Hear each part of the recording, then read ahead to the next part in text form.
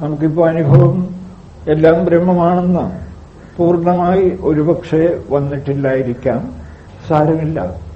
ശാസ്ത്രീയമായി ചിന്തിച്ച് ബുദ്ധിക്ക് ഉറപ്പുവരുത്തും. പിന്നെ കുറേശ്ശെ അനുഭവിച്ചുകൊണ്ടത് മതി. ഒന്നേ ഉള്ളൂ, പലതില്ല. ഭാഗവതം പോലുള്ള കൃതികൾ തന്നെ ഏകാദശത്തിൽ ഉദ്ധവരോട് കൃഷ്ണൻ ആദ്യം പറയുന്നത് പുംസോ അയുക്തസ്യ നാനാർത്ഥോ ഭ്രമ. ഉദ്ധവരെ, സത്യം കാണാത്ത വ്യക്തി പലത് കാണുന്നത് ഭ്രമം.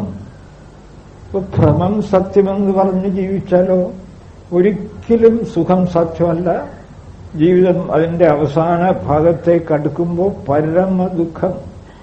ഈ ലോകത്തെ ഏത് ചക്രവർത്തിയുടെ ജീവിതമോ പരിശോധിച്ചു നോക്കുക, അവസാനം എത്തുമ്പോൾ ദുരന്തം. എന്നുവെച്ചാൽ ഈ ഭ്രമം സത്യം എന്ന് പറഞ്ഞ് അത് സമ്പാദിക്കാനും അതിൽ സുഖിക്കാനും ഒരുപെട്ടു. അങ്ങോട്ടങ്ങോട്ട് ചെല്ലും തോറും അത് ജീർണിക്കുന്നു, നശിക്കുന്നു.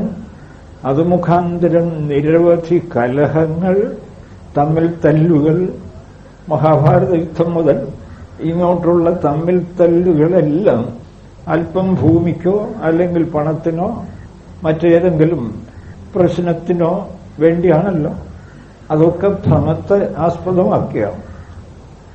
എന്നും എപ്പോഴും എവിടെയും ലോകമിളകി മറിയുന്നത് ഈ ഭ്രമത്തെ സത്യമെന്ന് ഓർമ്മിച്ച് അതിനെ കൈവശമാക്കാൻ ശ്രമിക്കുമ്പോഴാണ്. അപ്പോഴൊരു ചോദ്യം വരാം, പിന്നെ എവിടുന്ന് സുഖം കിട്ടും? ഭ്രമം സത്യമല്ലെന്നറിഞ്ഞ് രാഗദ്വേഷങ്ങൾ മാറ്റൂ. നിത്യാനന്ദം